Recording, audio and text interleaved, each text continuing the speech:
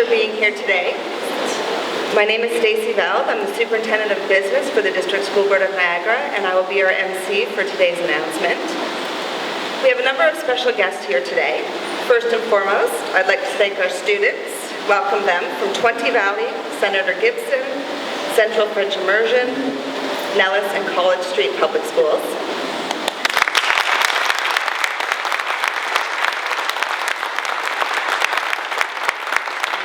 I think you'll be very excited about what you hear today.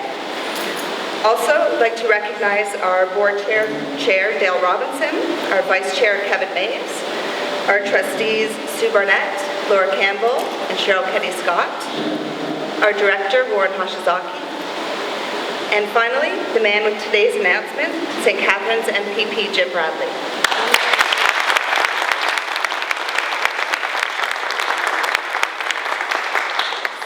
Jim has served Niagara for well over 40 years as a teacher, a city councillor, and as an MPP. I'd like to invite Jim up to the podium to make today's announcement.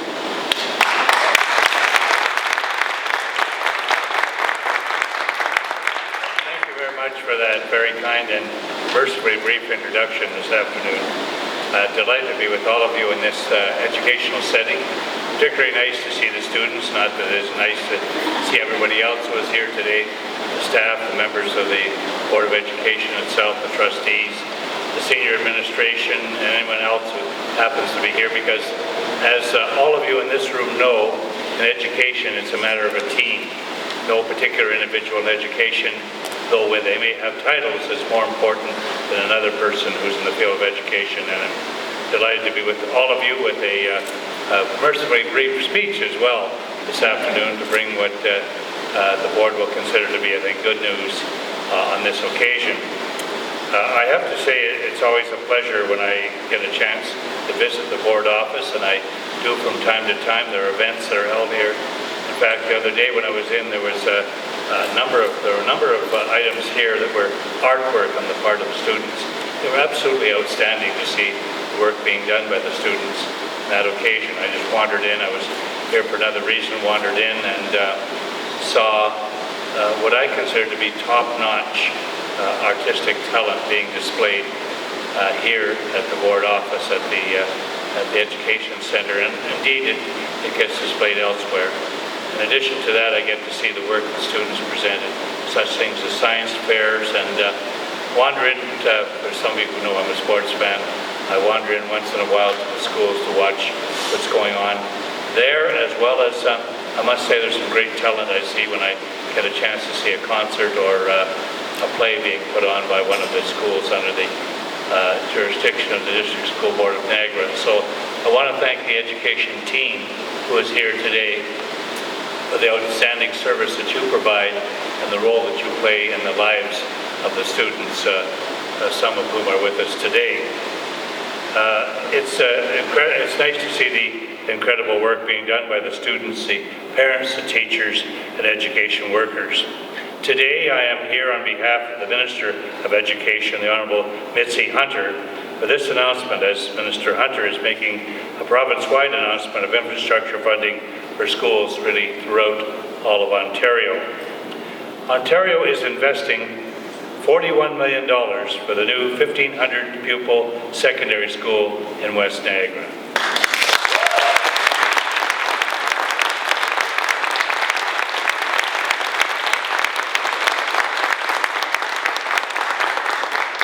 This investment will accommodate the consolidation of Beamsville District Secondary School, Grimsby Secondary School, and South Lincoln Secondary School. The provincial government heard the recommendation of the District School Board of Niagara to bring students together through consolidating these schools.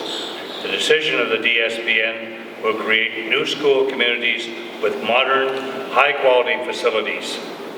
Through the province's investment, we can ensure students have the best possible learning environment with improved access to a wide variety of resources and courses, while enabling school boards to reduce the cost of underused space. The Minister would like to thank the DSBN for their leadership in this work. She's looking forward to watching these school communities grow and thrive in the future. Today's announcement is part of a larger investment announced earlier this morning by Minister Hunter that translates to 120 school infrastructure projects across the province, including new schools, renovations, additions, and child care rooms. These investments across Ontario will help school boards serve the needs of our students and our community for years to come. If I may pause at this point to mention that I've had the opportunity to attend the official opening of some of the newer schools in Niagara, and they are remarkable in the kind of facilities that they provide for the students to enhance the quality of education the students are receiving. We all recognize that it's the people who work with the students, the educational team, that makes a difference. But by gosh, it's important to have nice school facilities as well. And so I've been to several of them where we see brand new school facilities, additions to schools, which make a huge difference, particularly when you think of the modern era in which we live, the electronic era in which we live, and the opportunities that that provides. I think of in St. Catharines, for instance, I've been on many occasions to the Harriet Tubman School. I must say, Chair and Director, how nice it was to see the students from Harriet Tubman Elementary School and from Lockview Public School, both championing a cause of recognition of Harriet Tubman. And I attended that ceremony in Niagara Falls not long ago, where the plaque was actually unveiled. And that was an idea that originated with the students in the District School Board of Niagara, working with their teachers. And I was pleased to be able to work with them and make the connections with the Niagara Falls Bridge Commission and with the Niagara Park Commission as well. But it was the students themselves working along with their teachers who made the difference. And so I've been to Harriet Tubman School. It is a beautiful new school, the kind of facility that students enjoy very much. The gymnasium alone, by the way, for those of us who are sports fans, the gymnasium alone is wonderful. So I'm delighted to be with all of you here today, many whom I have known for many years, some who are new to the system, but I emphasize I'm particularly delighted that you students will have the opportunity to enjoy a brand new facility, state-of-the-art facility to enhance your educational experience, and I'm confident that you will enjoy that opportunity in the years to come. Thank you all very much for being here. I'll need those. Anyway, thank you. It is a team effort, and everyone in this room has played an important role in making this dream come true today. So, to our, by the way, Mr. Bradley, these students will be our first graduating class from the new school once it's built. So it's a special occasion for you today, and again in a few years when their graduation rolls around. So, Jim, on behalf of the District School Board of Niagara and the Board of Trustees, thank you for making this announcement on behalf of the Minister. You've always been such a strong advocate for Niagara, and I know that you played a role at the Cabinet table in putting forward our cause to have this funding granted so that we could provide this for our students. So we also appreciate your background in education in Niagara as well. So thank you. As we all know, decisions around accommodation reviews can be difficult. Change can be difficult. But as enrollment declines in Niagara and across Ontario, boards are having to find creative solutions to ensure that our students have the programs, the facilities, the extracurricular opportunities that are fundamental in 21st century education. We know it's expensive to maintain half-used, half-empty buildings. It's expensive to update our buildings with mandated facility improvements. It's expensive to pay the utilities to keep these buildings functioning. We feel at Niagara, I know we all feel this way, that money is better spent on our students. I'm proud of our board, our trustees, and how we've taken on this challenge along with our senior admin. When we make decisions that are in the best interests of our students, we know they will lead to better outcomes for our students, better communities, and ultimately better lives. In fact, we are seeing that in Fort Erie, where this September we will open the first new secondary school in the DSBN in over 40 years. And that's an incredible accomplishment.